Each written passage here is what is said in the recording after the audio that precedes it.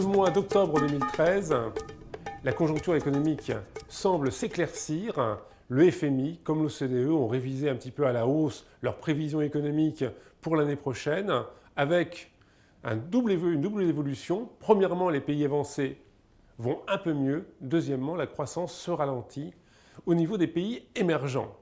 Rentrons un peu dans le détail.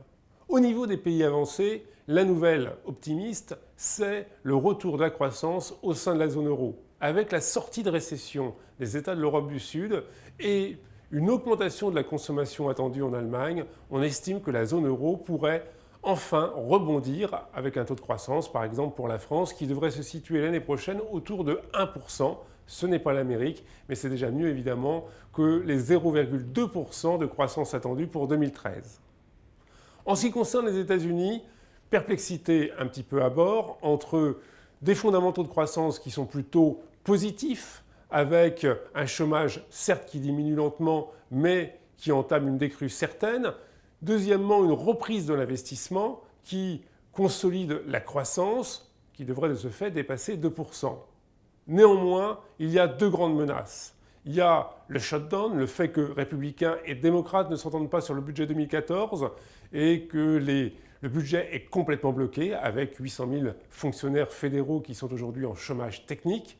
Et en liaison avec cette situation de blocage, le relèvement du plafond de la dette américaine qui dépasse aujourd'hui les 17 000 milliards de dollars, il faut un vote du Congrès pour adopter donc un nouveau plafond nécessaire pour que l'État américain ne soit pas en banqueroute.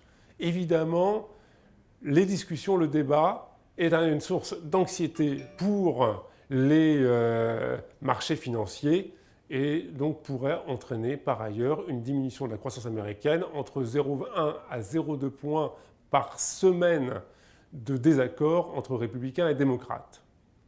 En ce qui concerne les pays émergents, on constate un affaiblissement de la croissance qui est lié à une stagnation du commerce international, qui est lié également à la mutation de leur économie. Ils ont fait le plein de la société, on va dire, de production et d'exportation. Ils passent à une société de consommation. Ça ne s'invente pas du jour au lendemain. Il faut créer des réseaux de distribution. Il faut du pouvoir d'achat au niveau des salariés, des actifs, qu'ils soient chinois, indiens ou brésiliens. Et aujourd'hui, il y a des blocages, en particulier au niveau financier. D'autre part, on commence à s'interroger sur l'état financier réel de certaines activités dans ces pays. Par ailleurs, l'éventuelle menace d'un choc obligataire, d'une remontée des taux d'intérêt provoquée par la Banque fédérale américaine incite les capitaux à se réfugier en lieu sûr, c'est-à-dire dans les pays avancés, ce qui fait que la situation financière des pays émergents se dégrade. Par ailleurs, un certain nombre d'entre eux enregistrent des déficits commerciaux importants, que ce soit l'Inde ou également quelques pays d'Amérique latine, ce qui évidemment commence un petit peu à inquiéter les marchés financiers. De ce fait, le taux de croissance des pays émergents devrait diminuer, se situer autour de 4,5% contre 5 ou 6 il y a encore 1 ou 2 ans. Donc on voit que la fête est terminée et qu'on revient à des taux plus convenables et plus en phase avec, de toute façon, les potentiels économiques de ces pays et de l'économie mondiale en règle générale.